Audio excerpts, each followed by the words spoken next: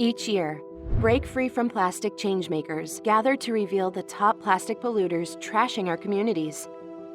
With brand audits, people collect plastic waste and document the brands on each item. The corporations polluting the most places with the most plastic are named the world's worst plastic polluters. In 2020, almost 15,000 volunteers in 55 countries organized brand audits. Waste pickers also participated to highlight how low-value plastic packaging makes it hard for them to earn a living.